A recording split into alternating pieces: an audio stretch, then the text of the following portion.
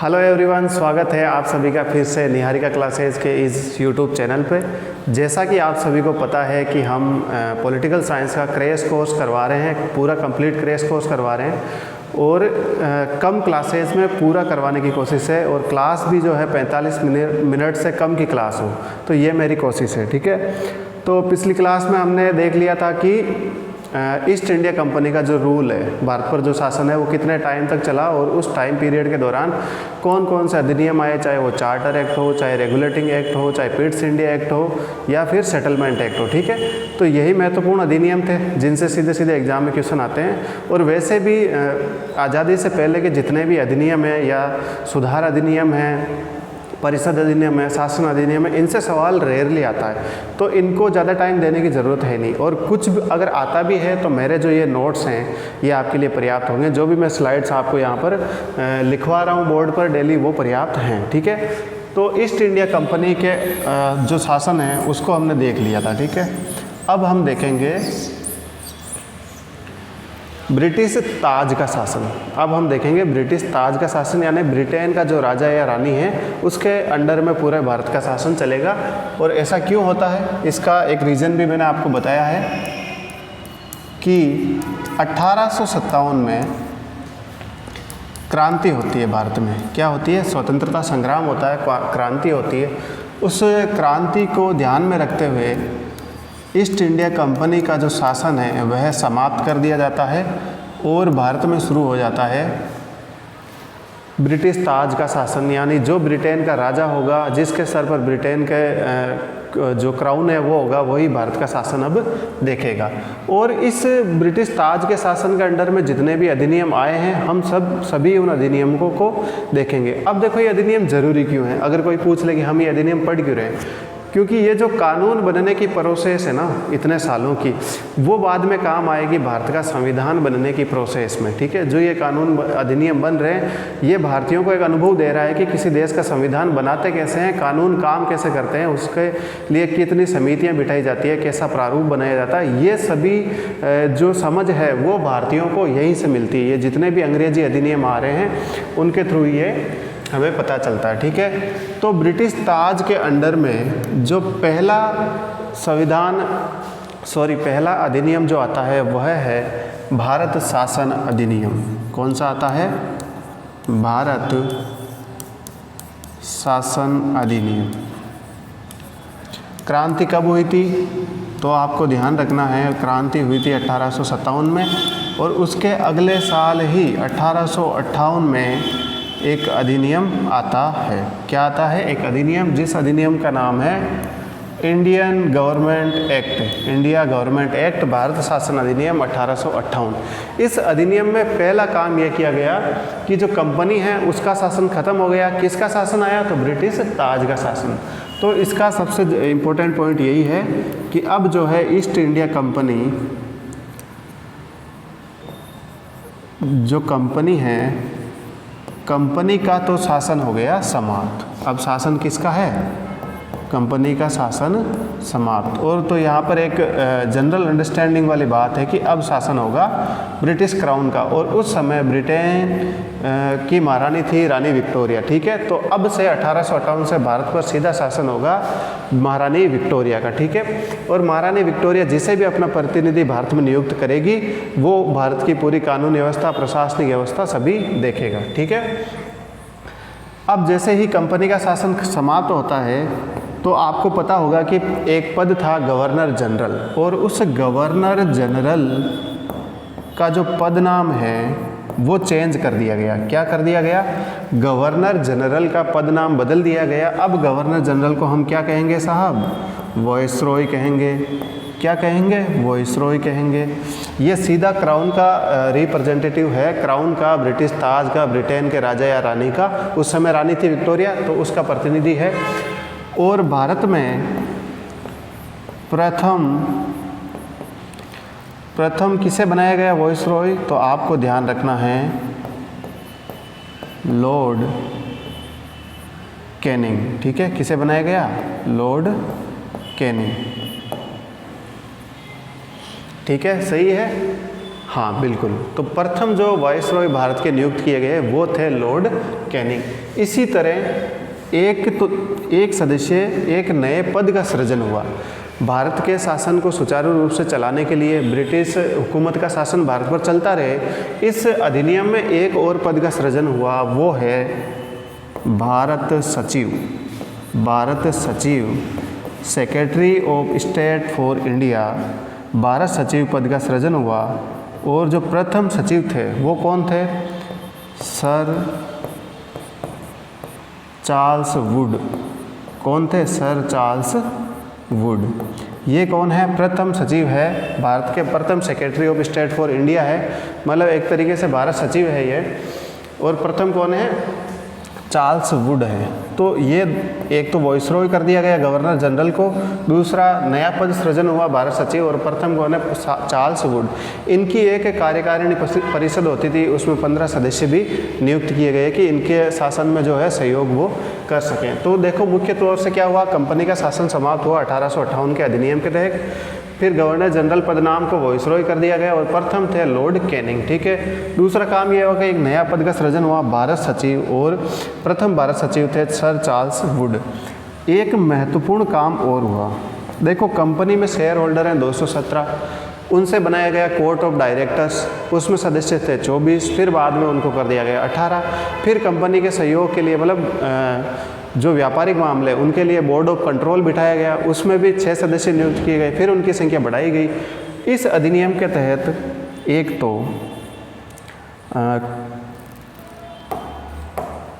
सबसे पहले एक जो मुख्य काम ये हुआ है वो है, एक तो कोर्ट ऑफ जो डायरेक्टर्स है ना, कोर्ट ऑफ डायरेक्टर्स,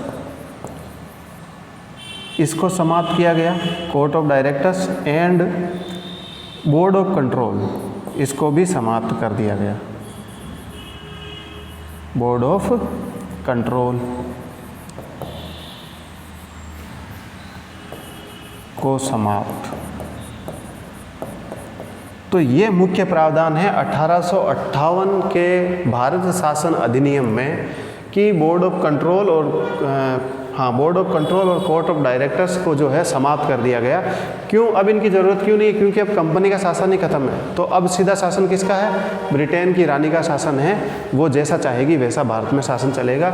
और कुछ अलग अलग प्रावधान हुए हैं जिनमें एक तो कंपनी का शासन समाप्त, ये तो पता ही है, गवर्नर जनरल की जगह अब भारत का वायसरॉय होगा। प्रथम कौन है? लॉर्ड कैनिंग है। ठीक है। भारत सचिव का पद का सृजन किया गया, सर चार्ल्स वुड इसके प्रथम सचिव बनाए गए, और कोर्ट ऑफ डायरेक्टर्स और बोर्ड ऑफ कंट्रोल के पद को समाप्त कर दिया गया। ठीक है। तो ये 1857 की क्रांति का एक तरीके से परिणाम है। ये अधिनियम क्या है? 1857 की क्रांति का रिजल्ट है। अब इसके बाद आएंगे, जैसे पहले चार्टर एक्ट आए, सेटलमेंट एक्ट, रेगुलेटिंग एक्ट और पिट्स इंडिया एक्ट के बाद में 3 चार्टर एक्ट आए। अब यहाँ पर परिषद अधिनियम आएंगे। देखो अब ये मतलब अंग्रेज चाहते हैं कि भारतीयों को संतुष्ट करने के लिए लगातार भारतीयों की शासन में हिस्सेदारी बढ़ाई जाए। उसके लिए वो भारत में अलग अलग परिषदों का निर्माण करेंगे, उनमें भारतीयों को सदस्य बनाएंगे ताकि वो सेटिस्फाई रहें और भारत के लोगों को भी लगे कि जो ये शासन चल रहा है हमारे अपने ही लोगों के द्वारा चल रहा है। तो अब आने वाले हैं आगे परिषद अधिनियम। तो 1858 के बाद में जो पहला परिषद अधिनियम आता है और ब्रिटिश क्राउन के शासन के बाद में दूसरा अधिनियम है, वो है भारतीय परिषद अधिनियम। भारतीय परिषद अधिनियम, इंडियन काउंसिल एक्ट, अंग्रेजी में से बोलते हैं इंडियन काउंसिल एक्ट। और ये कब आया साहब? 1861 में। याद रखना 3 आने वाले हैं टोटल परिषद अधिनियम। पहला आता है 1861, फिर 1892, फिर 1909। ठीक है। अब इसके मेजर प्रावधान क्या क्या हैं? इसका एक मेजर प्रावधान ये है कि भारत में प्रतिनिधि सभाओं का गठन होगा। क्या हुआ? प्रतिनिधि सभाओं का गठन हुआ। कहाँ पर? चाहे वो स्टेट हो चाहे वो सेंटर हो, केंद्र में भी राज्यों में भी, यानी प्रांतों में। उस समय तो प्रोविंसेस थे, प्रांत थे।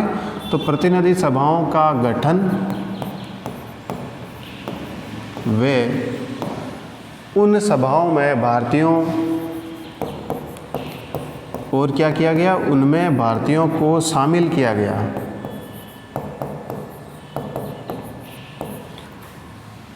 भारतीयों को शामिल किया गया। अब सर किस किस को शामिल किया गया, यानी जो वॉइसरॉय है ना, या जो भी केंद्रीय विधानमंडल है, राज्य के विधानमंडल है, तो उनमें भारतीयों को शामिल किया गया। फॉर एग्जांपल आपको 3 नाम याद रखने हैं। एक तो बनारस के राजा। देखो राजा के प्रति है ना जनता का फेथ होता है, विश्वास होता है, और जब आप राजा को, महाराजाओं को, इनको जब शामिल करते हो ना, तो जनता एक तरीके से खुश रहती है कि हमारे राजा महाराजा हमारे लिए कानून बना रहे हैं। एक थे पटियाला के महाराजा,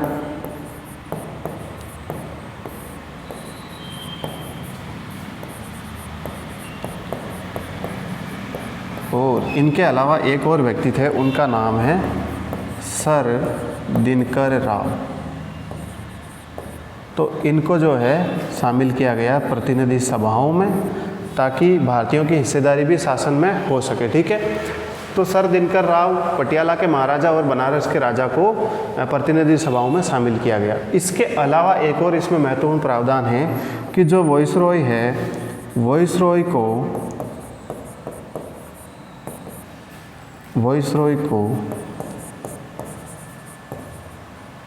अध्यादेश की शक्ति दी गई। कौन सी शक्ति? अध्यादेश, ऑर्डिनेंस जारी करने, अध्यादेश जारी करने की शक्ति प्रदान की गई।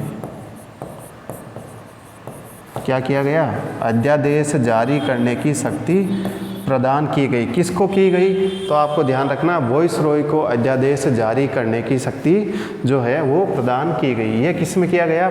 इसमें अपने भारत परिषद अधिनियम 1861 में। तो कौन कौन से प्रावधान है? पहला तो प्रतिनिधि सभाओं का गठन हुआ, चाहे वो केंद्र हो चाहे वो राज्य हो। ठीक है, उसके अलावा उनमें भारतीयों को शामिल किया गया। कौन कौन है? पटियाला के महाराजा, बनारस के राजा, सर दिनकर राव। वॉइसरॉय को ये शक्ति दी गई कि आप जो है अध्यादेश जारी कर सकते हैं, जिसकी अवधि कितनी होगी? 6 माह होगी। एक प्रावधान आप और ध्यान रखना इसमें कि विभागीय प्रणाली की शुरुआत भी 1861 में हुई। यानी जैसे अभी विभाग है ना, अलग अलग परिवहन विभाग, रेलवे विभाग, ठीक है, उसी तरीके से विभागीय प्रणाली की शुरुआत जो है भारत में कर दी गई। किस अधिनियम? परिषद अधिनियम के थ्रू 1861। ठीक है, विभागीय प्रणाली का प्रारंभ। तो ऐसे ही सीधे सीधे क्वेश्चन पूछे जाएंगे और आपसे अधिनियम पूछा जाएगा, इसीलिए मैं इनको शॉर्ट में करवा रहा हूँ। विभागीय प्रणाली की शुरुआत, पोर्टफोलियो सिस्टम इसको बोलते हैं अंग्रेजी में। विभागीय प्रणाली को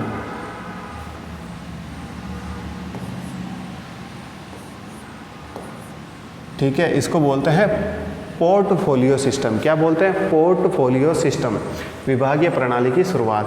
तो ये मुख्य प्रावधान है भारत परिषद अधिनियम 1861 के। एक बार आप इन सभी पर अपनी नज़र घुमा लें कि भारत में प्रतिनिधि सभाओं का प्रारंभ हुआ, उनमें भारतीयों को शामिल किया गया। बनारस के राजा, पटियाला के महाराजा और सर दिनकर राव को इसमें शामिल किया गया। वॉइसरॉय को अध्यादेश जारी करने की शक्ति दी गई और विभागीय प्रणाली की शुरुआत हुई। तो हम 2 पढ़ चुके हैं, शासन अधिनियम और परिषद अधिनियम। अब आगे 2 और परिषद अधिनियम आएंगे। ठीक है, टोटल 3 परिषद अधिनियम है। जिस प्रकार से 3 चार्टर अधिनियम है, उसी प्रकार से 3 परिषद अधिनियम हैं। अब हम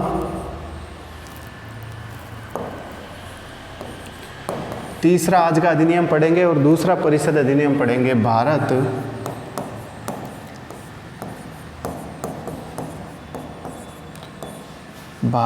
परिषद अधिनियम या भारतीय परिषद अधिनियम, इंडियन काउंसिल एक्ट 1861 के बाद में आता है 1892।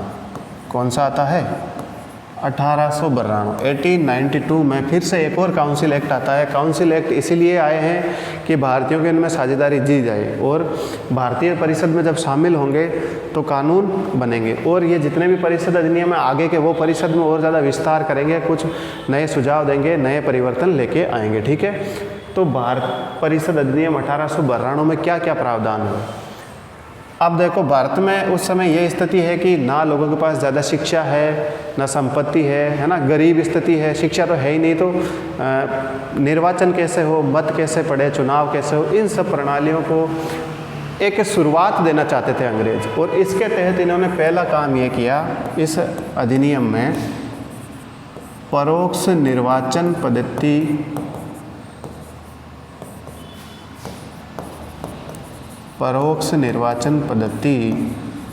का प्रारंभ किया।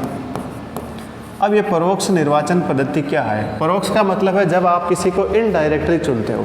तो यहाँ पर ये प्रावधान था, जो प्रांतों की परिषदें हैं वो केंद्रीय परिषदों के सदस्यों की सीमित रूप से क्या करती थी? चुनाव करती थी। ठीक है, दो ही प्रावधान इस अधिनियम के महत्वपूर्ण, एक तो परोक्ष निर्वाचन पद्धति प्रारंभ हुई, दूसरा यह है कि जो बजट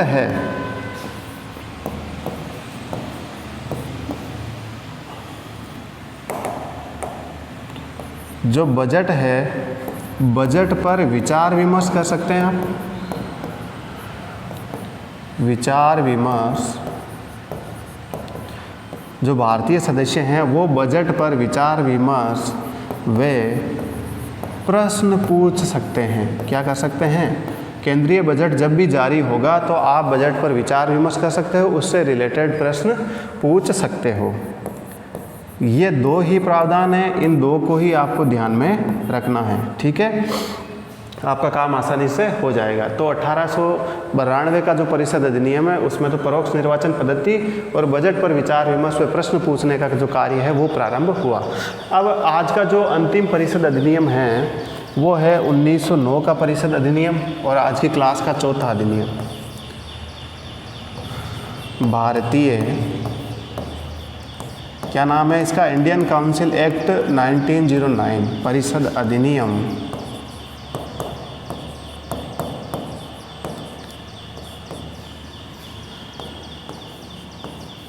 1909।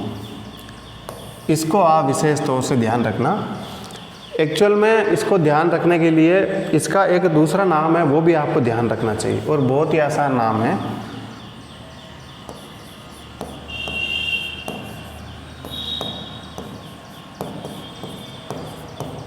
मार्ले मिंटो सुधार अधिनियम। याद रहेगा, कोई भी अगर पूछे कि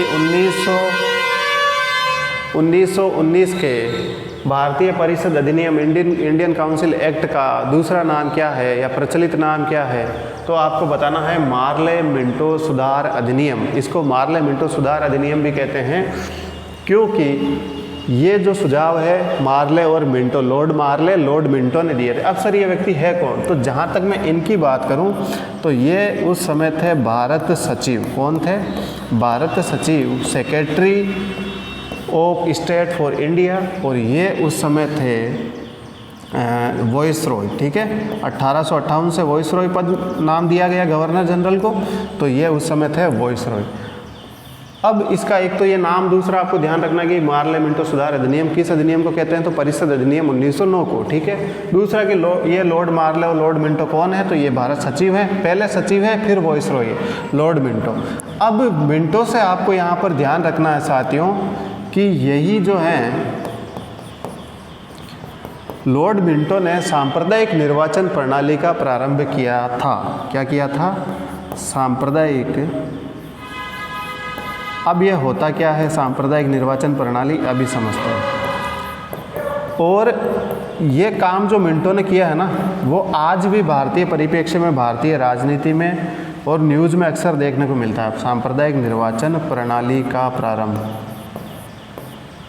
प्रणाली के मैं जनक लिख देता हूँ ताकि दो काम एक साथ हो जाएं। ठीक है, प्रारंभ भी यहीं से हुआ और जनक भी यही है हमारे सामने, वो है मिंटो, लॉर्ड मिंटो। ठीक है, ये जनक हैं। अब ये होती क्या? सांप्रदायिक निर्वाचन प्रणाली का मतलब है आप जिस समुदाय के प्रतिनिधि हैं तो आपको केवल आपके समुदाय के व्यक्ति ही वोट करेंगे, अन्य कोई भी दूसरे समुदाय का व्यक्ति वोट नहीं करेंगे। इसमें जो मुख्य फोकस था वो मुसलमानों पर था। और ये क्यों कर रहे हैं अंग्रेज़? ताकि भारत में जैसे जैसे समाज में बंटवारा होगा, फूट डालो राज करो की नीति है, स्पष्ट तौर पर उसका जो प्रावधान है यहाँ पर देखने को मिलता है कि हिंदू मुसलमान को अलग करो, उनमें फूट डालो और राज करो। ठीक है, इसीलिए सांप्रदायिक निर्वाचन प्रणाली का शुरुआत हुआ, यानी मुसलमानों को मुसलमान वोट देंगे, हिंदुओं को हिंदू देंगे, सिखों को सिख देंगे। तो ये प्रणाली ये कहती है। ठीक है, अब देखो बात ये नहीं कि इन्होंने इसका प्रावधान कर दिया, आगे आगे जब और अधिनियम पढ़ेंगे तो वहाँ पर क्या होगा कि ये इसको विस्तार देंगे। मतलब और ज़्यादा, और हिंदू समाज में भी फिर आगे इसको विस्तार देंगे, हरिजनों के लिए अलग उम्मीदवार बनाएंगे और उनको केवल हरिजन ही वोट करेंगे। तो यहाँ पर जो क्षेत्रीय मुद्दे हैं वो गौण करके इन्होंने सांप्रदायिक मुद्दों को हाईलाइट किया, और इसका परिणाम हमें 1947 में देखने को मिलता है जब भारत पाकिस्तान का विभाजन होता है। ठीक है, तो सांप्रदायिक निर्वाचन प्रणाली का प्रारंभ किस अधिनियम के तहत हुआ?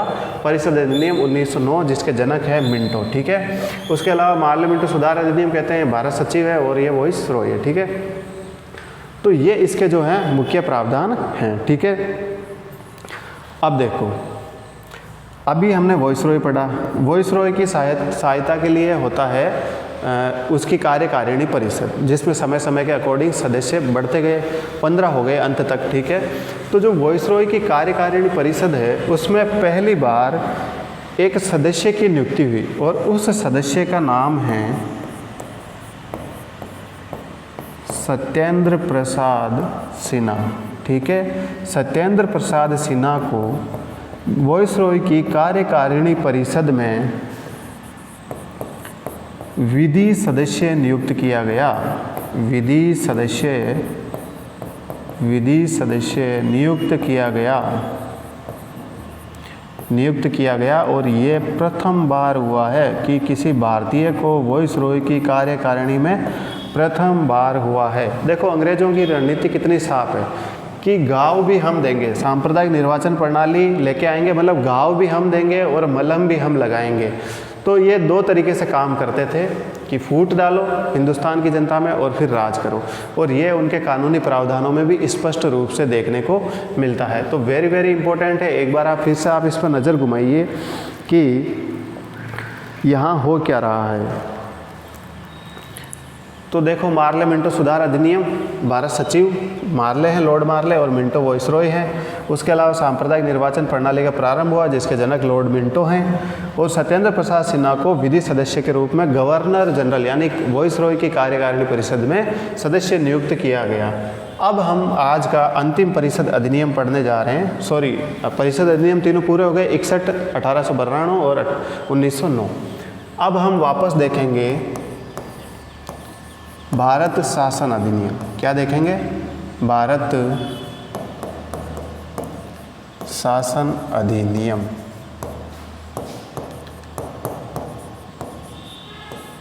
और ये अधिनियम पारित हुआ था 1919 में। देखो, आप टाइमलाइन को भी विशेष तौर से ध्यान रखें।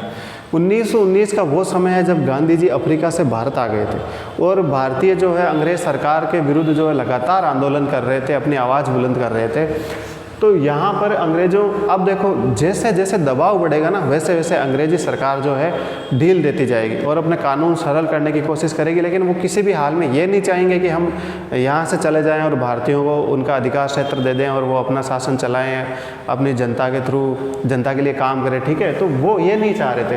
तो ये अधिनियम ये भी दर्शाते हैं कि ना केवल संविधान का निर्माण कैसे होता है, उसमें इनकी क्या भूमिका, बल्कि कि कोई अगर शासन करना चाहता है तो उनमें वहाँ के लोगों की जिम्मेदारी, अगर भागीदारी नहीं होगी तो हम वहाँ पर लंबे समय तक टिक नहीं पाएंगे। तो इस अधिनियम में, एक मिनट में, इसका एक दूसरा नाम, जैसे 1909 के अधिनियम का दूसरा नाम है मार्ले मिंटो सुधार अधिनियम, उसी तरीके से 1919 के भारत शासन अधिनियम का नाम है मॉन्टेग्यू चेम्सफोर्ड सुधार अधिनियम। क्या नाम है? मॉन्टेग्यू चेम्सफोर्ड सुधार अधिनियम। तो ये आपको दूसरा नाम, इसका प्रचलित नाम, इसका भी ध्यान रखना है, जैसे पहले वाले का ध्यान रखा, मॉन्टेग्यू चेम्सफोर्ड सुधार अधिनियम। फिर मैंने कहा था जो पहले है वो क्या है? वो है भारत सचिव। वो क्या है? भारत सचिव। मॉन्टेग्यू, लॉर्ड मॉन्टेग्यू कौन है? भारत सचिव। और चेम्सफोर्ड कौन है? वाइसरॉय। तो उस समय ये कौन थे? वाइसरॉय थे। अब इन्होंने किया क्या? जिसकी मैं बात कर रहा था कि भारतीयों की जिम्मेदारी, भारतीयों की भागीदारी होनी चाहिए, उसी के तहत 1919 के अधिनियम में पहली बार ये हुआ है कि उत्तरदायी शासन शब्द का प्रयोग हुआ है, यानी पहली बार इस शब्द का प्रयोग हुआ है। उत्तरदायी शासन का मतलब है कि एक ऐसा शासन जो जनता के प्रति जवाबदेह हो, जो वहाँ के स्थानीय लोगों के प्रति उत्तरदायी हो, जवाबदेह हो, रेस्पॉन्सिबल हो। तो पहली बार इस शब्द का प्रयोग हुआ है, यानी स्थानीय जो प्रतिनिधि हैं, चाहे वो प्रांतों के हों, चाहे केंद्रीय विधान परिषदों विधानमंडल के हों, वो जो हैं वहाँ के स्थानीय लोगों के प्रति क्या होंगे, उत्तरदायी होंगे। तो उत्तरदायी शासन व्यवस्था जो है वो शासन शब्द का प्रयोग पहली बार हुआ। अब एक काम और हुआ कि केंद्र में क्या किया गया, केंद्र में द्विसदनात्मक व्यवस्थापिका। केंद्र में क्या किया इन्होंने, द्विसदनात्मक मतलब 2 सदन होंगे, कहाँ पर, केंद्र में होंगे। द्विसदनात्मक व्यवस्था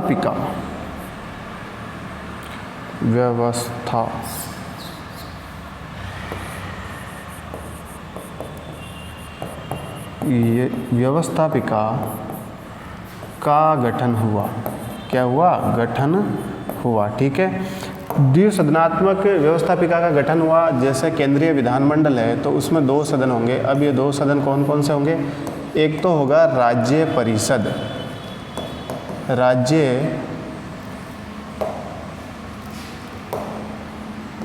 एक होगा राज्य परिषद जिसमें उस समय 60 सदस्यों का प्रावधान किया गया। एक होगा केंद्रीय विधानसभा,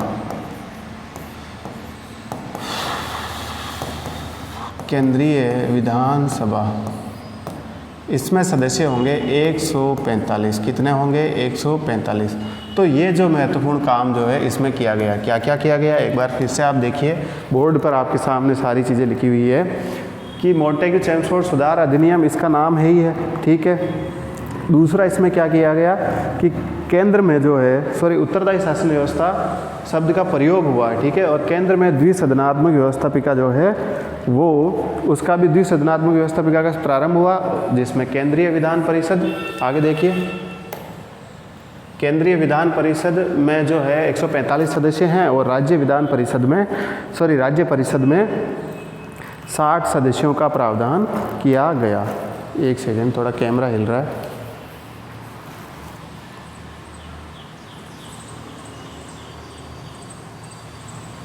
एक सेकंड है ना, इसको फोकस सेट करना पड़ेगा।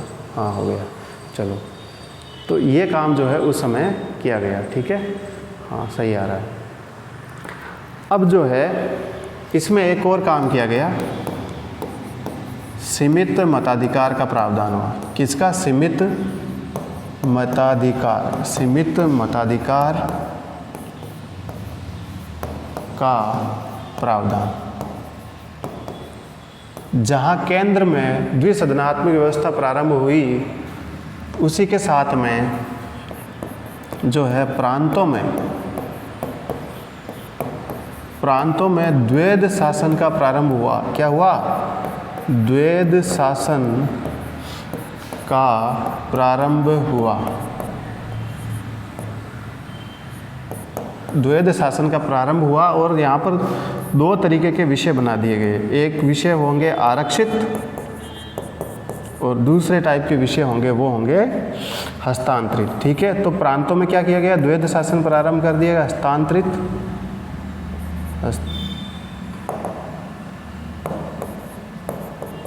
दूसरे टाइप के जो विषय होंगे वो कौन से होंगे, हस्तांतरित विषय होंगे। ठीक है, ये किया गया प्रांतों में। जहाँ सीमित मताधिकार का प्रावधान हुआ और प्रांतों में द्वैध शासन प्रारंभ हुआ, 2 तरह के विषय हो गए, आरक्षित और हस्तांतरित विषय। इसके अलावा मॉन्टेग्यू चेम्सफोर्ड सुधार अधिनियम के तहत लोक सेवा आयोग का गठन हुआ। किसका गठन हुआ, लोक सेवा आयोग का गठन हुआ। इसको भी आप ध्यान रखना, लोक सेवा आयोग का गठन कब हुआ था, मॉन्टेग्यू चेम्सफोर्ड अधिनियम, भारत शासन अधिनियम 1919। ठीक है, इसके अलावा ये हुआ कि जो केग होता है, नियंत्रक एवं महालेखा परीक्षक, केग की नियुक्ति की गई। क्या किया गया,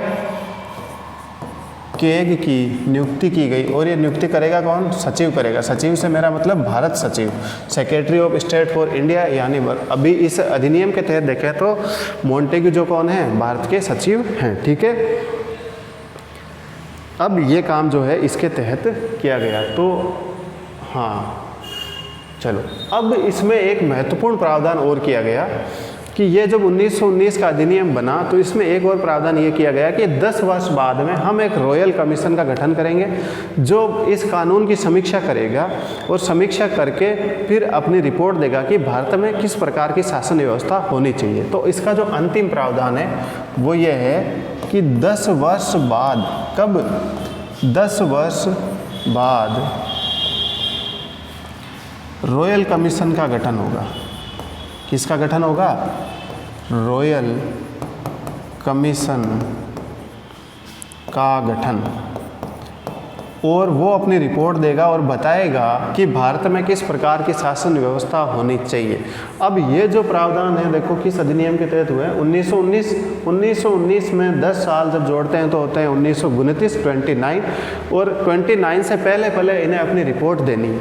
तो इन्होंने एक रॉयल कमीशन का गठन भी किया था। उस रॉयल कमीशन का नाम है, सभी को याद होगा, साइमन कमीशन। क्या नाम है उसका? Simon commission. अब इस साइमन कमीशन को, यानी सर जॉन साइमन इसके अध्यक्ष हैं, और इस कमीशन का जो गठन हुआ था वो हुआ था, नियुक्ति जब हुई थी नवंबर 1927 में, किसकी अध्यक्षता में? Sir John Simon, John Simon की अध्यक्षता में जो है 7 सदस्यीय सर जॉन साइमन की अध्यक्षता में 7 सदस्यीय आयोग का गठन किया। किसने? भारत सचिव ने। अब इसमें दुविधा की बात यह है कि इन 7 सदस्यों में, यानी भारत का शासन व्यवस्था कैसी होगी, भारत का संविधान कैसा होगा, कानून कैसा होगा, आप 7 सदस्यीय आयोग बना रहे हैं और उसमें एक भी भारतीय नहीं है, तो इसकी वजह से इसका तीव्र विरोध हुआ। ठीक है, हालांकि इसने अपनी रिपोर्ट भी दी बाद में, 2 साल बाद में इसने अपनी रिपोर्ट दी, और उस रिपोर्ट के आधार पर अंग्रेज़ों ने एक अधिनियम बनाया। उसका नाम है भारत सरकार अधिनियम। भारत को चलाने वाली सरकार कैसी होगी, ये अधिनियम बनाया, और ये टाइम था 1935। तो हम आगे पढ़ेंगे भारत सरकार अधिनियम 1935, जो कि साइमन कमीशन की रिपोर्ट के आधार पर था। इसमें 7 सदस्य थे और एक भी भारतीय नहीं था। इसका तीव्र विरोध हुआ भारत में, और 1935 तक सविनय अवज्ञा आंदोलन, भारत छोड़ो असहयोग आंदोलन, बहुत मतलब तीव्र घटनाएं हो चुकी थी, बहुत सारे बम कांड हो चुके थे। उस वजह से बहुत ज़्यादा विरोध हुआ। साइमन गो बैक, यानी साइमन वापस जाओ के नारे भी लगे। फिर भी अंग्रेज़ों ने एक अधिनियम बनाया जिसका नाम है भारत सरकार अधिनियम 1935। कोई पूछ ले ये किस कमीशन की सिफारिश पर या किस कमीशन की रिपोर्ट के आधार पर यह अधिनियम बनाया गया, तो आपको ध्यान रखना है भारत कमीशन आयोग। ये भारत शासन या सरकार अधिनियम के रूप में अंतिम अधिनियम है। इसके बाद में सीधा ही आएगा भारत स्वतंत्रता अधिनियम 1947, जिसके तहत भारत को स्वतंत्र कर दिया गया। अब हम पढ़ेंगे अगला जो टॉपिक है, आपके सामने आ ही गया पढ़ते पढ़ते, वो है भारत सरकार अधिनियम 1935।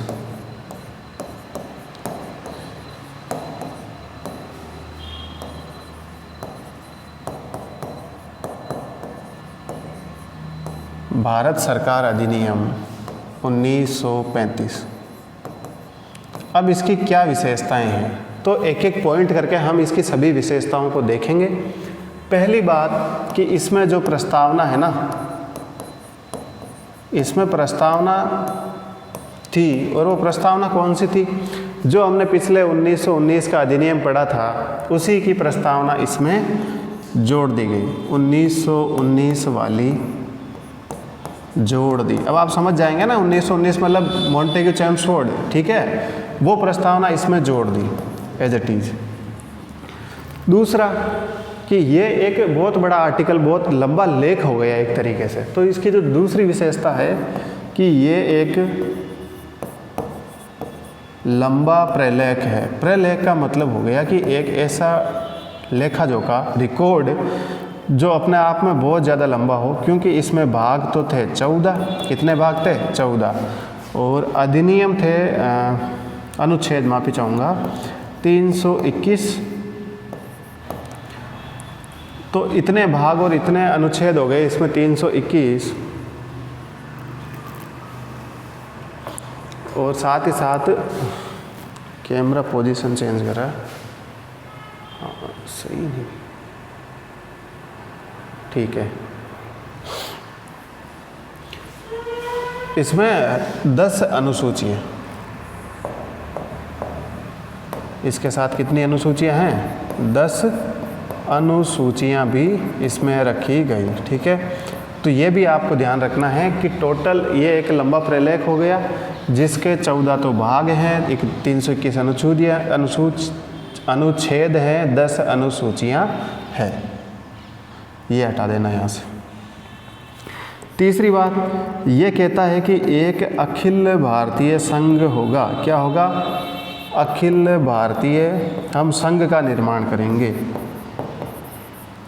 और हम पहले स्थानीय जो निकाय है उनका संविधान बनाएंगे, फिर राज्यों का संविधान बनाएंगे, फिर संघ का संविधान बनाएंगे।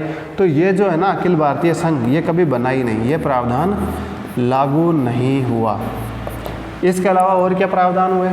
इसके अलावा ये प्रावधान हुए कि आरबीआई का गठन हुआ। किसका? आरबीआई का गठन हुआ। इसके अलावा रेलवे प्राधिकरण का गठन हुआ। किसका? रेलवे प्राधिकरण का भी इसी अधिनियम के तहत गठन हुआ। Reserve bank of India, railway संघ, रेलवे प्राधिकरण और संघीय न्यायालय का भी गठन हुआ। तो ये 3 अलग अलग अधिकरण गठित हुए, एक तो आरबीआई, दूसरा रेलवे प्राधिकरण और संघीय न्यायालय। संघीय न्यायालय का गठन,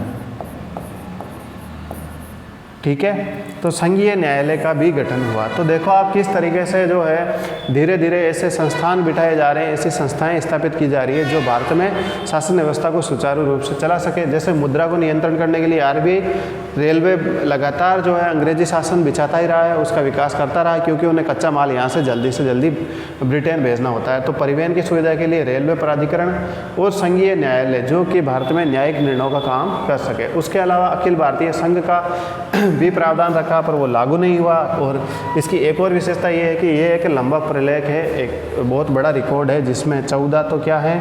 भाग हैं, अनुच्छेद 321 हैं और 10 अनुसूचियाँ हैं।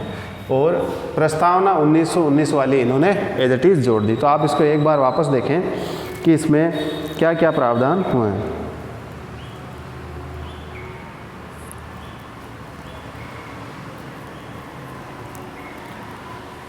चलो तो अब आगे देखते हैं थोड़ा, इसमें कुछ एक प्रावधान और भी हुए हैं। जैसे अभी तक कितने पॉइंट देख लिए अपन ने? हाँ, अब 5वां पॉइंट ये है इसमें कि बर्मा को भारत से अलग कर दिया गया। क्या किया गया? बर्मा को, जो वर्तमान में म्यांमार है, बर्मा को भारत से अलग कर दिया गया, पृथक कर दिया गया। इस अधिनियम के तहत बर्मा को भारत से पृथक कर दिया गया। इसके अलावा एक प्रावधान ये हुआ कि केंद्र में और प्रांतों में शक्तियों का विभाजन हुआ। क्या हुआ? केंद्र व प्रांतों के मध्य शक्ति विभाजन हुआ। केंद्र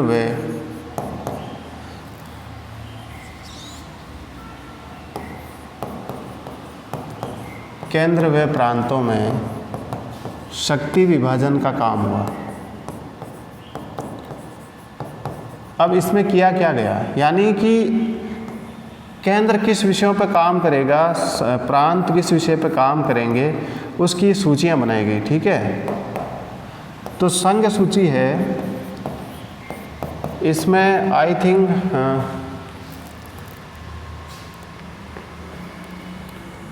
संघ सूची में 59 विषय थे, प्रांतीय जो सूची थी उसमें 54 और एक तीसरी थी संघ सूची, प्रांत सूची और संवर्ती सूची, जिसे हम अवशिष्ट शक्तियाँ भी कह सकते हैं। संवर्ती लिख दो इसको आप। संवर्ती सूची के जो विषय थे, जिसमें संवर्ती सूची में जो विषय थे वो थे 36 विषय। तो 59, 54 और 36 इस प्रकार से क्या हुआ, शक्तियों का बंटवारा हुआ। संघ सूची में 59, प्रांत सूची में 54 और संवर्ती सूची में 36 विषय जो है वो रखे गए। ठीक है। अब इसके अलावा जो हमने पीछे वाले अधिनियम में देखा था, इसको आप वापस देखो एक बार। ये जो देखो यहाँ पर जो है केंद्र में द्विसदनीय व्यवस्था हुई, उसमें ये किया गया कि जो ये 60 और 145 है ना, अब इनकी संख्या बढ़ा देंगे ये। ठीक है, इनकी संख्या इन्होंने बढ़ा दी और जो ये 145 के तो कर दिए गए इन्होंने 375। क्या कर दिए गए, 375। और 160 के कर दिए, सॉरी 60 के कर दिए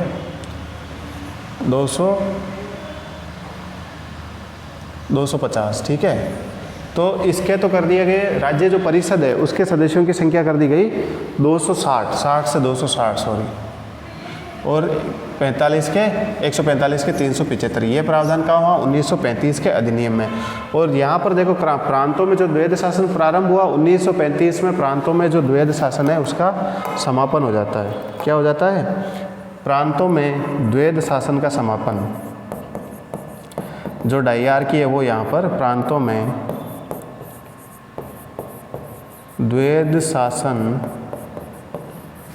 समाप्त। चलो, तो ये इन्होंने काम किया कि प्रांतों में अब डायरकी नहीं रहेगी, वहाँ पर जो आरक्षित और हस्तांतरित विषय हैं वो प्रावधान इन्होंने फिर से यहाँ पर खत्म कर दिया गया। अंतिम जो काम ये किया, जो वर्तमान में भी है, उस समय अलग राज्यों में था, 6 राज्यों में क्या किया इन्होंने, 6 राज्यों में द्विसदनात्मक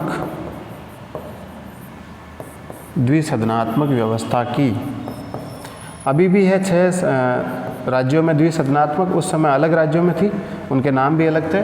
6 राज्यों में द्विसदनात्मक व्यवस्था की। तो ये मोटा मोटा 1935 का अधिनियम है, जिसे भारत सरकार अधिनियम कहते हैं कि भारत में शासन किस रूप में चलेगा। यहाँ पर एक आपको ध्यान रखना है कि इस अधिनियम में जो ब्रिटेन की संसद है वो क्या है, इस अधिनियम के तहत जो ब्रिटेन की संसद है वो सर्वोच्च है। ब्रिटिश संसद सर्वोच्च। अभी भी जो है हमें पूरी तरीके से स्वराज्य नहीं दिया गया, पूरी तरीके से आज़ादी नहीं मिली। और 1935 के बाद की घटनाओं को हम आगे देखेंगे और फिर किस तरीके से हमें आज़ादी मिली और भारत स्वतंत्रता अधिनियम 1947 में प्राप्त हुआ। फिर एक संविधान सभा बिठाई गई, उससे पहले एक अंतरिम सरकार बिठाई गई। फिर भारत का विभाजन हुआ तो संविधान सभा में सदस्यों की संख्या बदल गई। उसके बाद उसकी कितनी समितियां थी, उनके कौन कौन से अध्यक्ष थे, कौन कौन सदस्य थे, और संविधान बनने में कितना टाइम लगा, कितने वाचन हुए, कितनी बैठकें हुई, कितने सत्र हुए, कौन अध्यक्ष है, कौन उपाध्यक्ष है, कौन सचिव है, कौन सलाहकार है, वो सारी चीज़ें हम आगे के अधिनियम में देखेंगे। यानी जो अंग्रेज अधिनियम और आज़ादी वाला टॉपिक चल रहा है उसमें अधिनियम तो हो गए काफ़ी सारे। एक अधिनियम स्वतंत्रता अधिनियम है जिससे हमें आज़ादी भी मिल जाएगी और हमारी संविधान सभा का गठन भी हम कर लेंगे अगली क्लास में। अब हम संविधान की ओर बढ़ रहे हैं तो पहले संविधान सभा पढ़ेंगे, फिर प्रस्तावना, फिर भाग 1, 2, 3, 4 आगे बढ़ते हुए हम लगातार इन टॉपिक को ख़त्म करते जाएंगे। मेरी कोशिश यही है कि ये क्लासेज 45 से कम मिनट की हों। आज की क्लास भी आई थिंक उससे कम की है। तो आई होप कि आपको सभी कुछ व्यवस्थित समझ में आया होगा। यही पॉइंट्स ध्यान में रखना है किसी भी एग्ज़ाम को देने से पहले। शॉर्ट नोट्स इनके जैसे मैं अभी लिखवा रहा हूँ वैसे आप बना लो और एग्ज़ाम से पहले पढ़ लो, आपका काम हो जाएगा। ठीक है, तो विदा लेते हैं अब आपसे। अगली क्लास में हम भारत को आज़ादी दिलाएंगे और संविधान सभा को पढ़ना प्रारंभ कर देंगे। जय हिंद, जय भारत।